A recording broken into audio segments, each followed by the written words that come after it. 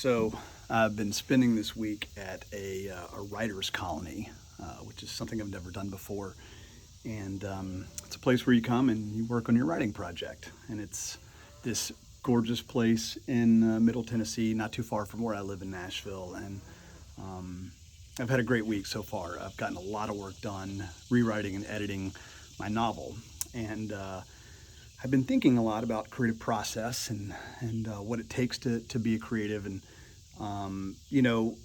all the lessons that I've picked up over the years from lots of different people are popping up in my mind, and people like Ira Glass and Elizabeth Gilbert and Stephen King, and I mean tons of people who have given us creative tips and inspiration on how to do this work and how to live this life. And I've encountered lots of moments of like, man, this is never going to work, and I suck, and I'm never going to get better at this, and so all of that, very natural, very normal. But one of the things that I woke up thinking about this morning was I somewhere heard this clip of Seth Rogen on a podcast. It's the Diary of a CEO podcast, and the guy that runs the podcast, the host, asked Seth if he had any advice for creatives that are struggling, and he did. He had pretty good advice. The number one piece of advice was don't quit. If you don't quit, you have the potential to make this dream of yours come true, to make it happen. If you do quit, you 100% will not let it happen. It's never going to come true.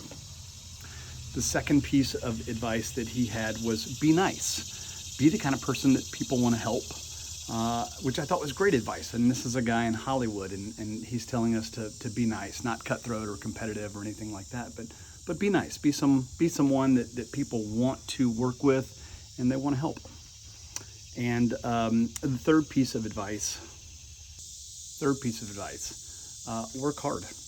There's almost always more applicants than there are jobs available. And so you have to work hard. It's not a thing that we can be lazy in.